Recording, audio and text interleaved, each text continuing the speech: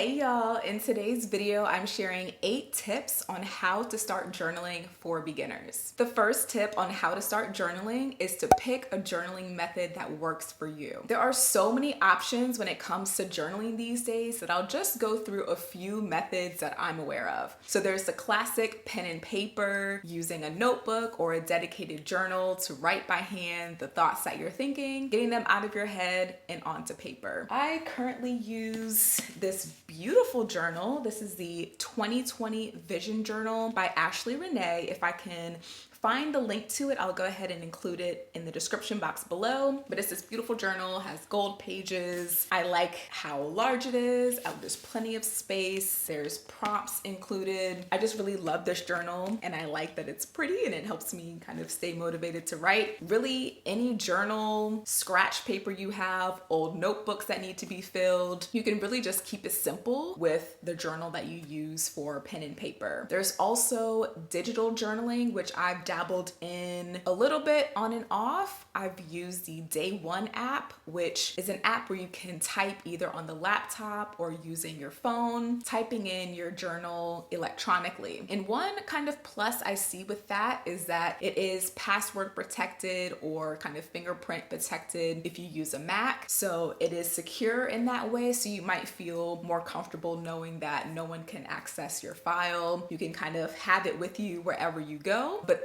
there's that digital option as well. There's also the option of creating voice notes for journaling. So if you're someone who doesn't like writing by hand, but you still want to express your thoughts, consider using the voice notes app on your phone or maybe laptop to just speak and record yourself talking into the app. So that's another journaling method that's available to you if you are more of a talker and prefer talking out loud and capturing your thoughts that way. Another journaling method that I have recently started to dabble in is video journaling. And it's just like it sounds. You just create a short video using your phone or any other camera that you may have laying around. And you're just talking to the camera, expressing your thoughts out loud and on camera. So I've recently started creating short video journals for myself to get more practice talking out loud and practice talking on camera in order to get more comfortable on camera and to help, feel more comfortable when I'm making videos. But you can totally create these video journals for yourself to have to look back on, and you can even see like your body language and everything in the video, which is another plus that you don't get in terms of writing things down. So it's just personal preference really, and trying different methods to see what works well for you and even see which combination of ones you may want to rotate between. If you've tried journaling before, let me know your preference down in the comments. Do you prefer pen and paper, or are you more of a digital journaler? Let me know in the comments. I can't wait to see what y'all prefer. The next journaling tip is more of a mindset tip, and that's to approach journaling understanding that there's no right or wrong way to do it. It's important to understand that your journal entries will likely look completely different day to day. Some days you may have paragraphs that you're writing or even full pages. Other days it may be like a short gratitude list or maybe a simple to-do list that came to mind as you were writing. In order to get into the flow of writing, it's helpful to approach it knowing that you don't need to worry about any spelling or grammar or trying to make it look a certain way. This is your space to feel free to write and express yourself. So don't worry about what the end result looks like or trying to edit yourself or censor yourself as you're writing. A very simple way to get started is to simply write whatever is on your mind. And sometimes this is called stream of consciousness writing or even brain dumping, where you're just literally writing whatever thoughts are top of mind at that moment. It could be, I don't know what to write. I don't feel like doing this. I'm feeling tired. I don't feel like cooking today. It's literally whatever is top of mind, and you just keep writing. And as your thoughts change, it may take a direction that you never even thought it would take. The next journaling tip is to be 100%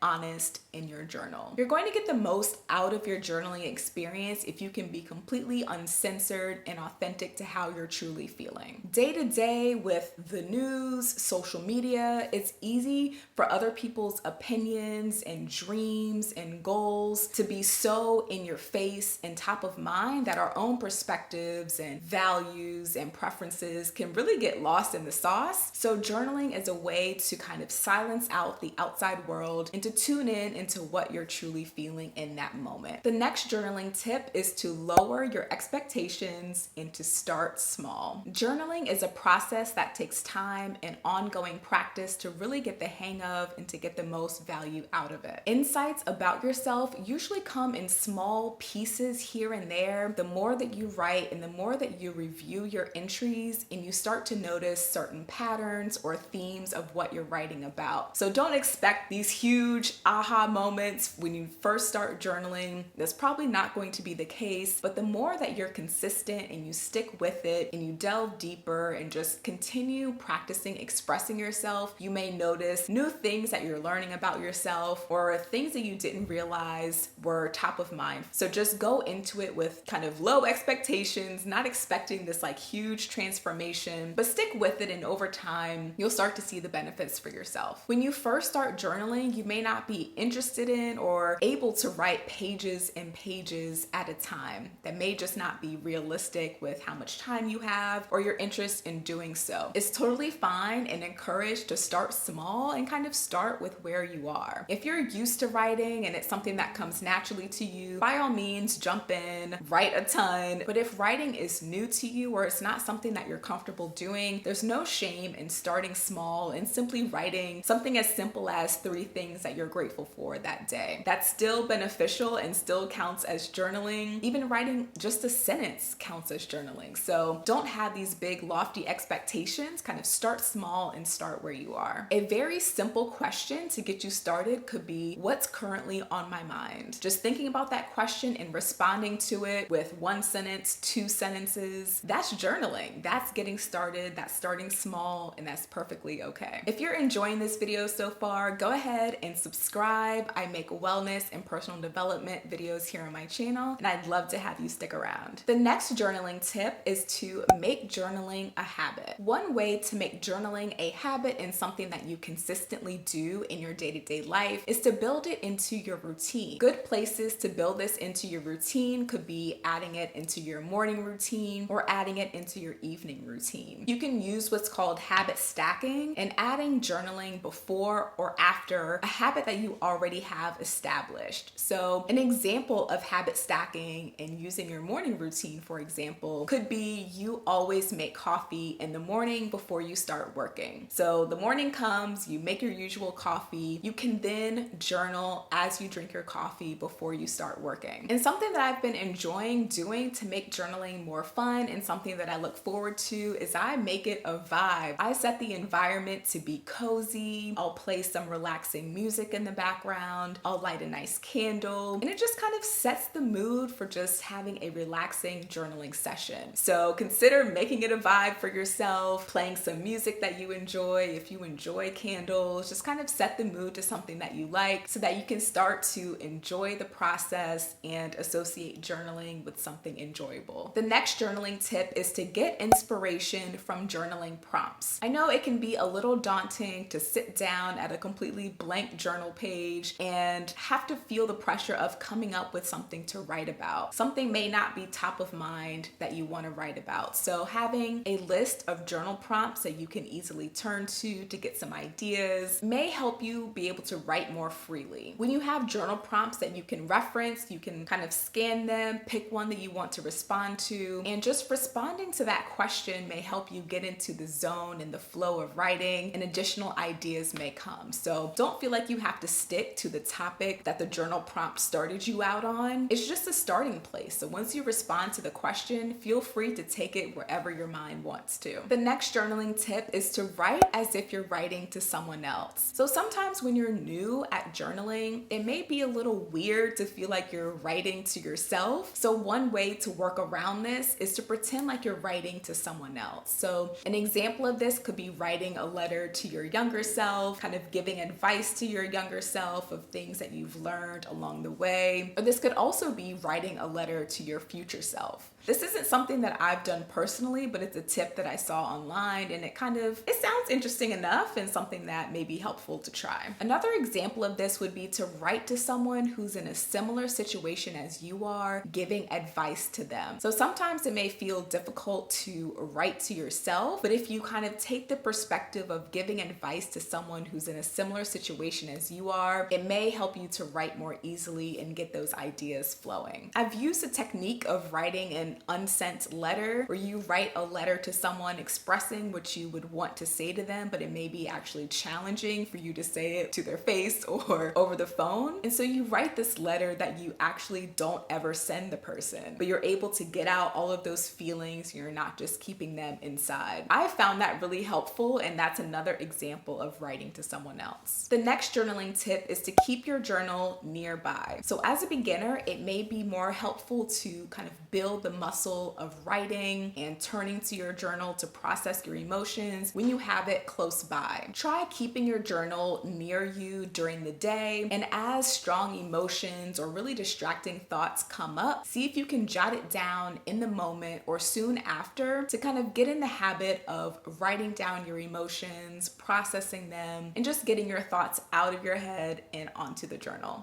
Journaling is one of my favorite ways of expressing myself and practicing self-care. Watch this video next where I share 5 ways that journaling has improved my life. Thank you so much for watching, and I'll see you in my next video. Stay true to you.